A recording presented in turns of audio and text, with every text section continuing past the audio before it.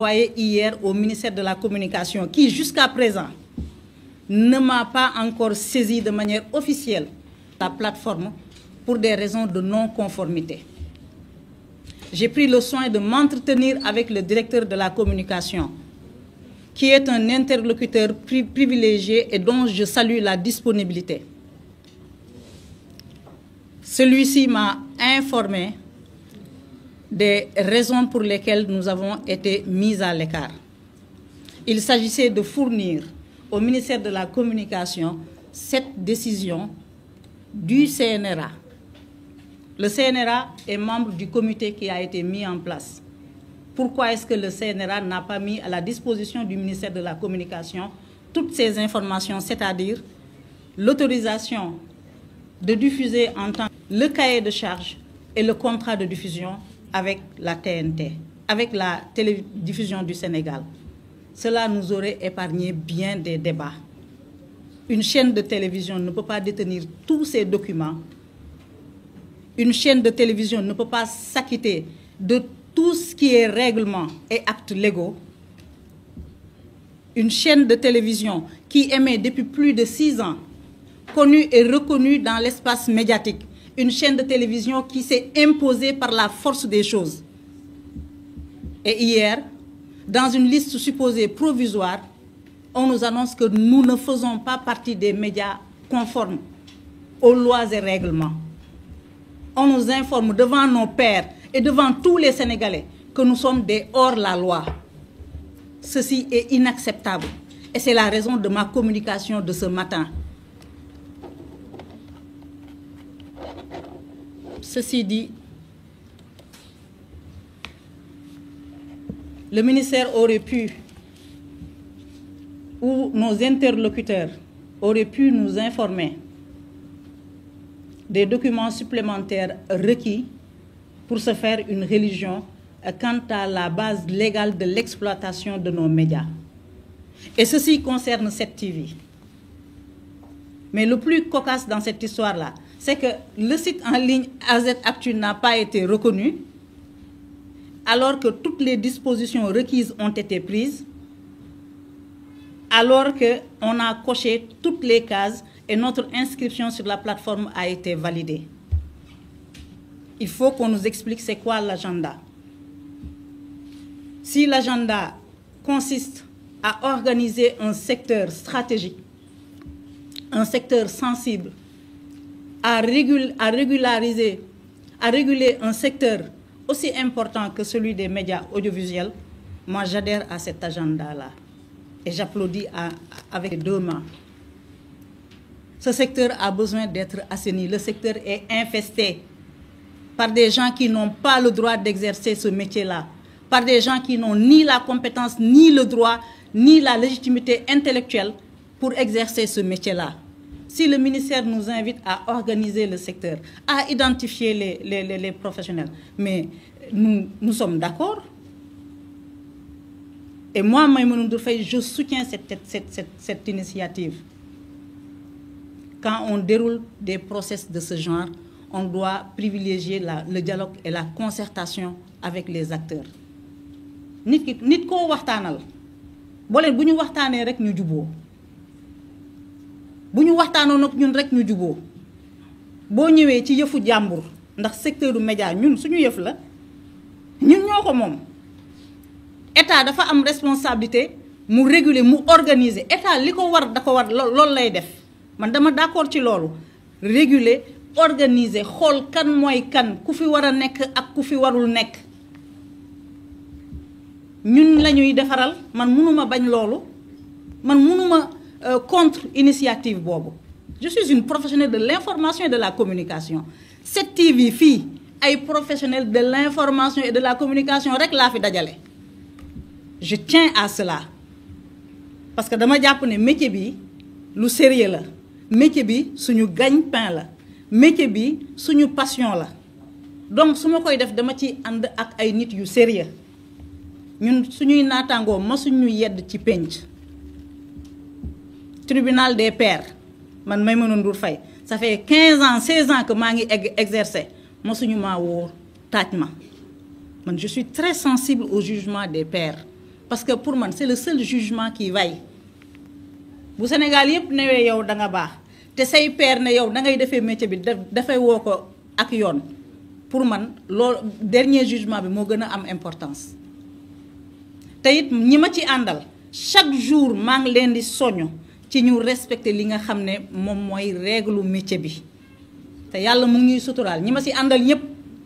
dañuy partager sama philosophie ce sont des professionnels de grands professionnels ñoo xam ne nanguwuñu dérive dugguñu ci yenn yi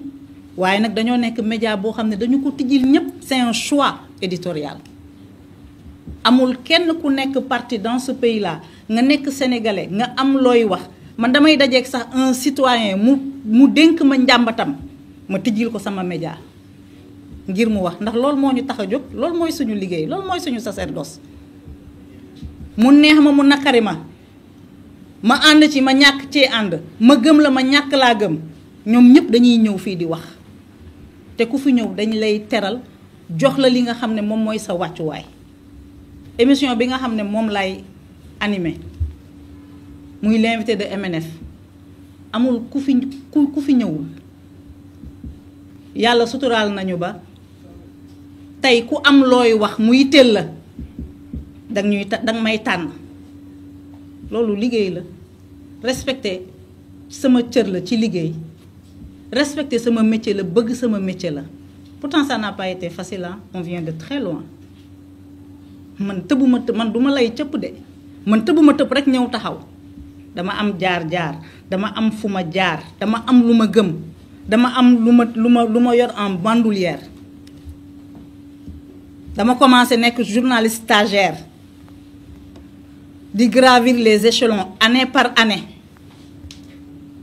xëy j'ai senti le besoin ma demal sama bopp ma nekk dans l'entrepreneuriat ma commencé décembre 2012 ba 2015 laa lancé waat ay médias ba may nekk ci entrepreneuriat je voulais me donner les moyens de lancer mes propres médias ndax man 2010 laa am mébét ne commencé réfléchir ci projet lancer un média boo xam ne dinaa ci mën a gën a exprimer wu daanaka daal gaa fa ma daan nekk dama daan exprimer wu nu ma neexee mais bëggoon naa gën a yaatal liggéey bi indi sama contribution ci espace bile 2015 ma lancé AZ Actu mu nekk l'une des premières web TV ñu am li ñu war a am yëpp équipé ko ni ñu ko war a équipé yëpp ñu bari bu ñu ñëwaan AZ Actu dañ ma daan wax lan ngay xaar pour wut télévision parce que j'avais tout lu ñu liggéey lu ñu yàlla may lu ñu yàlla suturaale ñu yëkkati ko investir ko dem ba amuñu woon fréquence waaye amoon nañu lépp li nga xam ne moom la télévision am tey kilifa yi nekk ci bopp réew mi ñëw nañu fële ca VDN fekk ñu fa ñu doon liggéeyee ñu nekkoon 25 ñu dem ba yàlla def ma waxtaan ak ay nit yoo xam ne dañoo yoroon télévision bi tombé en déclin mënatul dem pour des raisons économiques ma waxtaan ak ñoom ñu teg lépp ci yoon def étude xool passif bi xool actif bi signer contrat ba ñu signer contrat ba pare c'est une transaction entre deux privés dañoo saisir les organes de l'État informer leen ñu ne ñu fii ngeen di jaar ak fii ngeen di jaar ma bind ministère communication bind ARTP bind CNRA toog naa 4 weer fii installé wu fii di fay ay salaire mënuma am ay réponse courrier ya jot nañu ko mais ñenn ñi dañ ci toogoon parce que d'accorduñu parce que bëgguñu yàlla ak ndem si yàlla Babacar Touré yàlla na ko yàlla yërëm xaare ko àjjana te uuf njabootam bi ma sonnee ma woo Babacar Touré expliquer ko lépp jox ko wan ko procédure bi yépp Babacar Touré def diligence yi war ba ma am autorisation yépp pour émettre boobu sax ñu ngi doon émettre mais awma woon droit changer logo bi te awma ci autorisation CNRA ñu démarré 7TV le 18 mars 2018 di ci liggéey di ci góorgóorlu boobaak tey suñu borom duñu suturaal amuñu ba mu ne gàññ de waaye suñu borom mu ngi suturaal bu baax a baax. Ça n'a pas été facile boo ñu gisee nag ñun fii jigéen moo ko jiite dañuy bëgg taaral dañuy bëgg lu baax mais yoruñu ba mu ne gàññ mais dañoo am ambition ci li ñuy def. bëgg li ñuy def fii boo ñu man mën naa fi xëy 8 heures génn fi 3 heures du matin donc daanaka li may nekk fi moo ëpp li may nekk sama kër donc c'est un espace boo xam ne dañu war a assurer le bien-être des gens. Immeuble bii ñu nekk dañ ko loué moomuñu ko je pense qu'à un moment donné il faut dire les choses aux gens ça fait 6 ans maa ngi fay loyer fii su ma amoon lu ma bëgg lu ma gënal damay am siège damay am terrain état du Sénégal daf may octroyer terrain ni mu koy octroyer ñeneen ñi ma tabax fa siège aw ma ko ce n'est pas faute d'avoir demandé amul benn problème lu jot yomb ba ñu démarré. Pendant presque 4 ans ministère de la communication amul genre injustice bu ñu fa vivreul man dama dul nekk kuy victimiser wu du ma wax mais je prends à témoin waa 7TV amul genre injustice bu ñu fa vivreul première année aide à la presse ñu dajale commission bi ñu ne leen ñun dañoo tijji woon tëj nañu après ba ñu xamee dëgg bi ñu jox ñu 6 millions deuxième année mu dajeeg Covid deuxième année ñu jox ñu 7 millions troisième année mu dajeeg Covid ñu jox ñu 15 millions pourtant télévision lañ di def contenu bu bari yor télévision yor site à chaque fois il faut que ñu trouver des raisons de nous fragiliser ñu dem 4e année ak 5e année ñu mettre en place benn commission man à partir du moment où ce sont mes pairs. ñoom ñoo nekk ci dara di fa décider man damay jàpp ne lu ñu décider loolu laa yelloo 2 fois ñu jox ñu 30 millions pour 7TV 5 millions pour AZ Actu muy 2022 ak 2023 amul lu ma siy wax dossier la dañuy noter ay dossiers et les gens du ministère de la communication dañu doon wax ne vraiment yéen seen dossier c'est impeccable mais loolu la ñu jox man mosuma ko contester. Pourtant on a lancé une vaine manipulation di jéem a gëmloo nit ñi ne ñun dañu sédd part bu yaatu alors que ñeneen sédduñu leen pourtant les autres médias ñu ngi ci ay 60 millions 73 millions ñun mosuñu koo kaas mosuñu ko wax am na année boo xam sax